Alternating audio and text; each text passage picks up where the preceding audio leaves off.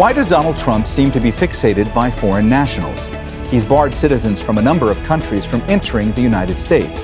He says he wants to keep the country safe, but what are the implications of these new measures? And are his concerns justified? This is Inside Story.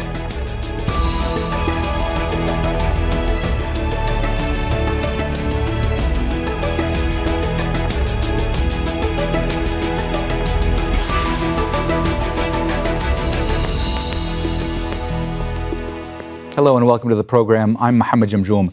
The U.S. imposes a travel ban on 12 countries with restrictions on 7 more. President Donald Trump says his initiative aims to protect national security and needs to crack down on immigration to do so. But critics say the ban is racist and has nothing to do with safety. And it's not the first one of its kind. Trump issued a similar order in 2017 that focused on Muslim-majority countries. So is security really at stake here? What might Trump gain from the ban? And what will be the repercussions for people living in and outside of the U.S.? We'll put these questions to our guests. But first, Imogen Kimber tells us more. U.S. President Donald Trump says he wants to keep Americans safe. And that's why he's imposed a travel ban on 12 countries, with restrictions on 7 more. Very simply, we cannot have open migration from any country where we cannot safely and reliably vet and screen those who seek to enter the United States. We will not allow people to enter our country who wish to do us harm, and nothing will stop us from keeping America safe. The executive order comes after an Egyptian man who had overstayed his visa was charged with injuring at least 12 people in an attack in Boulder, Colorado, on demonstrators rallying in support of Israeli captives held in Gaza. Although Egypt is not on the list, President Trump says things are under control there. Yet the legal groundwork for the order began in January. The countries are mostly in Africa and the Middle East and include Yemen, Libya, Afghanistan, Iran and Somalia. The ban has created turmoil for some of those who are affected. Somali Americans, we wanted to connect back home here and build a bridge in between. To ban that bridge, I think it's disappointing for us to do this. The latest ban is part of a wider crackdown on immigration that Trump promised during his campaign. He's already targeted foreign students. A similar ban was imposed by President Trump during his first administration. In 2017, he barred people from 7 mainly Muslim countries, including people who already had visas and were barely given any notice, causing chaos at airports. Civil rights activists are likely to appeal against this ban, as they did in 2017, when a bill was challenged and overturned twice before being accepted. However, critics see it as highly discriminatory and say it's another front line created under a so-called culture war political strategy conducted by the Trump administration. Imogen Kimber, Al Jazeera for Inside Story.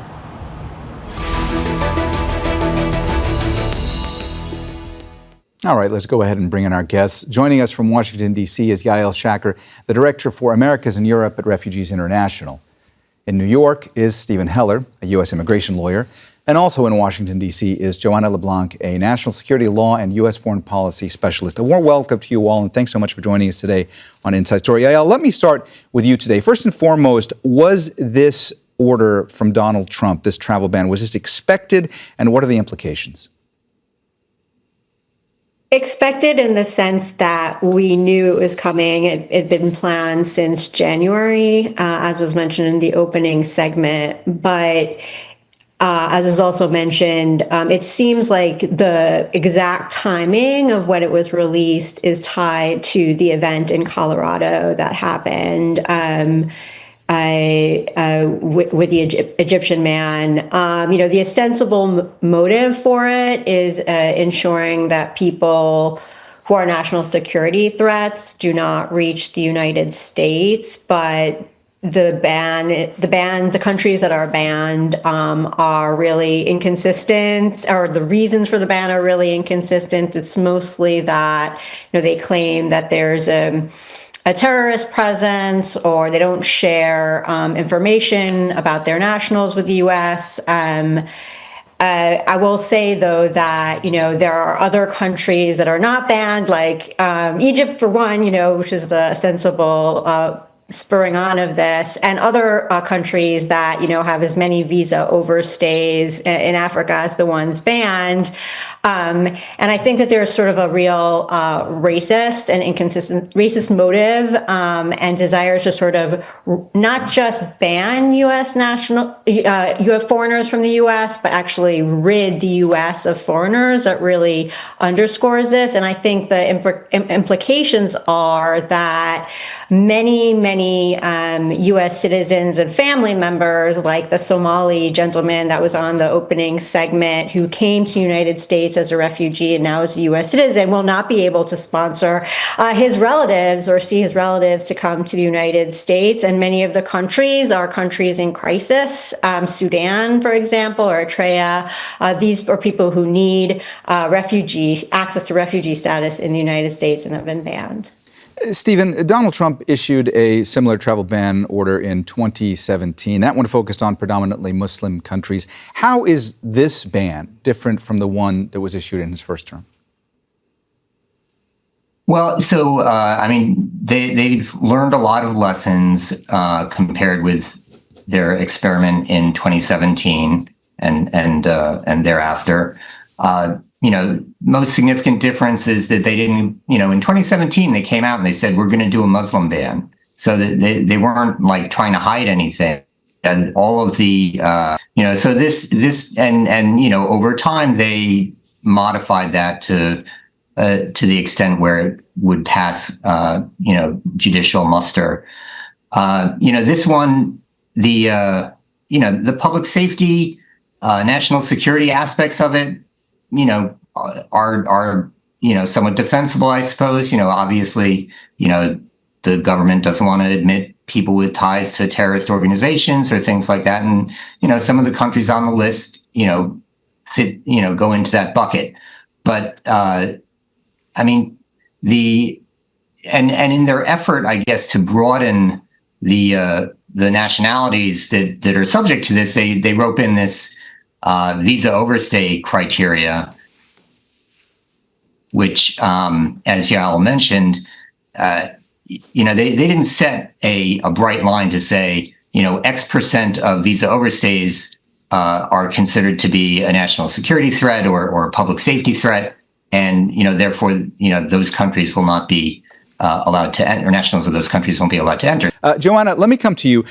If we can broaden this out a little bit, let me get your perspective on what kind of message does this send when it comes to foreign policy, and what kind of impact could it have when it comes to America's standing in the international community going forward? Well, this decision will have significant diplomatic consequences. We're talking about this proclamation will certainly weaken diplomatic ties with the countries that are listed on the travel ban. And what it also does is that it continues to expand China and Russia's footprints across the African continent, which many countries on the continent are gravely impacted, and certainly the Caribbean. But beyond the travel ban, there are other measures that the administration has taken in place to restrict certain groups from entering into the United States. And I think another aspect of this we did not talk about is certainly the economic implications. Like when you look at folks from Haiti, for example, that come into the United States, the diaspora sends roughly $3.8 billion in remittances in 2023 alone. So by restricting the Haitians from coming into the United States, you are directly impacting the country's economy, which the remittances make up roughly 20% of the country's GDP, if not more. So beyond the diplomatic consequences, there are certainly severe economic consequences as well. Yael, I saw you reacting to what Johanna was saying there when she was talking about the economic impact of all this, disruptions to financial flows into the global financial system. It looked like you wanted to jump in, so please go ahead. Well, it was actually more about the Haitian ban, the ban on Haitians in particular, which I think, as was mentioned, is going to have a huge implication for remittances sent back. But I just wanted to point out that, you know, the ban on Haitians and the specific discussion of Haitians in the proclamation is the only one that actually singled out the nationals of that country. All the others mentioned, you know, more focused on the foreign affairs aspect, like the national security concerns in the country. The one on Haiti was specifically sort of mentioning that Haitian people are harmful to the United States. And as was just mentioned, they're not harmful to the United States. They're contributing to the U.S. economy in huge numbers, the Haitian diaspora here. And as was mentioned, they're sending a lot of remittances home as well, which are crucial for Haiti. And this gets to just one other thing I wanted to say, you know, the inconsistency here and my real feeling that this travel ban is really not only to ban people from coming, but just really to rid the it comes from a desire to rid the United States of foreign nationals that are here from these countries as well. Like, so for example, the Trump administration has revoked temporary protected status for the Haitians already in the United States. It also has revoked temporary protected status for Afghanistan, which is one of the banned countries. And what's fascinating about this is that in revoking that temporary protected status, which would allow for the deportation of Afghans currently in the United States, not just the ban on new Afghans coming. It's justified on the grounds that Afghanistan is now safe. The terrorism is not a threat. The tourism sector is doing great, which is exactly the opposite reason for the ban on people coming from Afghanistan. So for me, that inconsistency in the Trump administration really just conveys a sense that first of all, it betrays a kind of confused foreign policy. Like, what is our stand? What is the United States stance towards the Taliban? On the one hand, it represented the Taliban as, you know, doing better and getting the country secure, justifying the return of Afghans to Afghanistan. On the other hand, it's saying that they promote terrorism and therefore Afghans shouldn't come. So it's a confused foreign policy and really betrays this desire to rid the United States of foreigners. Stephen, to get back to one of the points you were making a couple of minutes ago, I want to ask you first, does the U.S., based on your knowledge, issue a high number of visas to the countries listed in this ban? I'm asking you because Trump had specified in this travel ban high rates of people overstaying their visas as a reason for listing certain countries. Does that look like a justifiable rationale to you? It's an interesting point. I hadn't heard about we're talking about percentages. You know, if you're only issuing a very small number of visas and you get this sort of high percentage, it's not a high number of individuals who are overstaying, right? The visa waiver program, which is the program under which countries around the world can travel to the U.S. without a visa, in order for a country to qualify for that, there are various criteria, including a low visa refusal rate. You know, meaning that, people who apply for visas in those countries are generally approved. So by contrast, if you look at this situation where you're talking about overstays, I mean, one problem I have with this element to it is that they don't necessarily define the term overstay. I mean, overstay in immigration law, even in immigration law, the State Department can interpret an overstay slightly different from Customs and Border Protection. And so if they're talking about simply staying beyond the date that someone was admitted, that could be quite broad and include people who stay for that period of time. But in that time, they apply to change their status because they got a job or something, or they adjust their status because they got married to a U.S. citizen. So, I mean, there could be lots of circumstances in which someone has overstayed technically beyond the date that they were admitted, but they were not necessarily out of lawful immigration status or otherwise, illegal, as they would say. Johanna, let me ask you about specifically how much power the Office of the Presidency has in the United States when it comes to immigration policy. And can we expect Congress to get involved in any of this going forward? First and foremost, I think that back in 2018 rather, the Supreme Court essentially laid out the playbook in its ruling, pretty much indicating that the president had a wide range of authority when it comes to matters around immigration. So I think that the playbook, again, was created in that Supreme Court ruling, and the administration understands that, which is why the administration is taking those strict measures. But what's interesting here is that proclamations and executive orders can change depending on the administration. By a stroke of a pen, it can be reversed. But what's harder to reverse are actually legislative actions. So I think that Congress, as a former senior staffer at the U.S. Congress, I can tell you that Congress has the authority to pass legislation that would restrict the executive branch's ability to put into place policies, immigration policies that could be discriminatory in nature. But again, the Supreme Court essentially said to the executive branch in 2018 that immigration is a matter of national security, and that if the administration deems that certain groups could impact the U.S.'s national security interests, that the administration has the authority to restrict or limit their ability to enter into the United States. But let me tell you this. Security measures are not based on passports, but rather based on individuals through proper vetting. Yael, I saw you reacting quite a bit to what Johanna was saying there. It looks like you wanted to jump in. Go ahead. Yeah, so just two things I actually wanted to follow up. I looked this up before the show, just how many, to the first questions you were asking about visa overstays, Eritrea got less than 800 visas for its nationals last year, temporary visas for business or for students.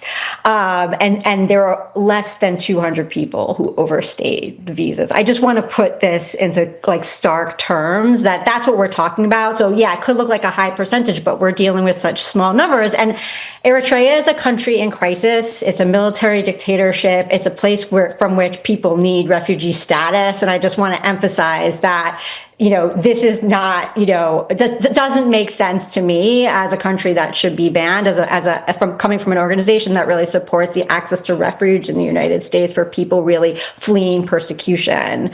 The other thing I just wanted to mention is that there was an attempt after the first travel ban was put in place for a law to actually pass Congress called the No Ban Act, which would have actually deprived, had it passed, and if it was law today, it would have deprived the Trump administration this time around from invoking INA 212F, which is the provision of the Immigration and Nationality Act that is being invoked to ban people from different countries. So it would limit that large discretionary executive authority that was spoken about by saying, no, you just can't invoke that authority anytime you want to ban people from certain countries. But since right now the Trump administration is doing this, and one last thing I'd like to say is that what we've seen, for example, with the ban on Venezuela and this idea that Venezuela is a state sponsor of terrorism, for many months,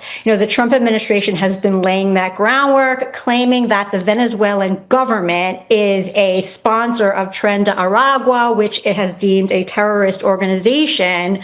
The U.S.'s own intelligence service has denied that it's not true that the Venezuelan government is promoting and sponsoring that gang. But nonetheless, that's been given for the reason to, ban Venezuelans. And also it's been given for the reason for the Trump administration's invocation in extreme executive authority, the Alien Enemies Act, to send Venezuelans in the United States that came as refugees that are applying for asylum, saying that they are affiliated with this Tren de Aragua terrorist gang with very little proof that they are, in fact, no proof for most of the people, and sending them to a gulag in El Salvador, literally under the Alien Enemies Act. So I just want to put this into the context of the Trump administration really invoking exceptional executive authorities in many ways, this way here with this ban, but also in other ways to truly, as I said earlier, like rid the United States of foreigners. Stephen, for those critics of this travel ban who say that this is part of an agenda to weaponize immigration laws, what do you say? Do you agree with that? 2016 is that the immigrant is the enemy. And I mean, when you look at the stuff that they've been doing in various ways, it's outrageous. I mean, I think Johanna was mentioning the remittances, and the administration came out with an announcement that they were going to start taxing remittances made to overseas countries. Which is clearly just mean-spirited and punitive. I mean, they're going to be taxing funds that people earned in the U.S., paid taxes in the U.S. on, and then they're going to tax it again when they send them overseas. So, I mean, there's clearly a prejudice toward immigrants, with the exception, of course, of those poor South African white farmers who the administration thinks are refugees. I'm not sure what interpretation of the Hague Convention they're using, but that's just part of their overall ethos, I think. Johanna, I saw you reacting there to what Stephen was saying. Looked like you wanted to jump in. Please go ahead. Certainly, this immigration policy adopted by the Trump administration is part of his political platform, right? And I think his base is very glad to see these policies in action. It shows that Mr. Trump is in control of the border, but it excludes a great number of countries from the global South, while importing white South Africans under the pretext of genocide in South Africa, a claim that has not been substantiated by no international human rights groups, not even the United Nations, and certainly not by the South African leadership. So Mr. Trump's immigration policies, it was to be expected that he would have been very strict on immigration. And that's what he ran on. That was one of the most popular issues that Americans were looking at, in particular, his base.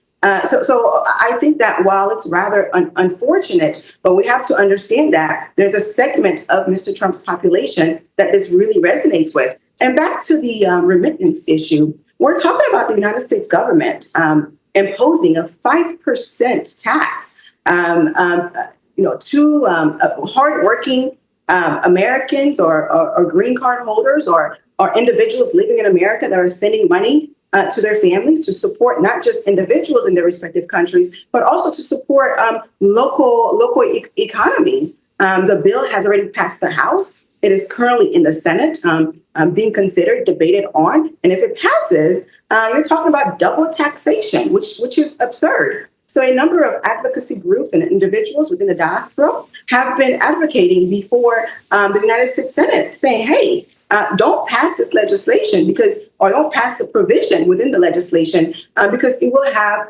a ripple effect on us as members of the diaspora who are living here in the United States, and certainly could reduce the amount of remittances that are sent to those countries. Like I said earlier, you look at a country like Nigeria, for example, for the past decade, the diaspora has been sending more than $20 billion per year to Nigeria, which supports the economy greatly. So these sorts of policies are very restrictive in nature and does not support America's notion of supporting its nationals and ensuring that its nationals are taken care of while living in the United States.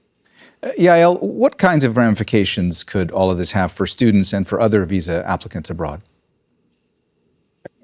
They just can't come. That's basically what it is. And, we've already seen, this is, I just want to emphasize, this is on top of, and I think I have in my other comments, this is on top of bans that already exist. So there is already a ban on refugee resettlement for everybody besides Afrikaners, as was mentioned. And there's already been efforts to limit student visas to come to the United States, extra vetting on student visas, maybe even eliminating all student visas from Chinese Chinese students who want to come to the United States. So there's a lot that's already happened. And I think this is going to make it so that people can't go to that conference, that business conference they were intending to go to. People can't come to study where they had planned to study, and they can't unite with their relatives, which is a huge, huge issue. I mean, green card holders, it's just going to limit the ability of families to unite, for relatives to see each other, to visit each other, even come to visit each other. Grandparents are not going to be able to see their grandchildren. So this is the real human cost of this.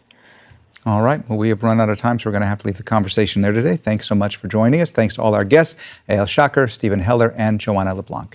And thank you, too, for watching. You can see the program again anytime by visiting our website, aljazeera.com. And for further discussion, go to our Facebook page. That's facebook.com/AJ Inside Story. You can also join the conversation on X. Our handle is @AJ Inside Story. From me, Mohammed, Jamjoom, and the whole team here, bye for now.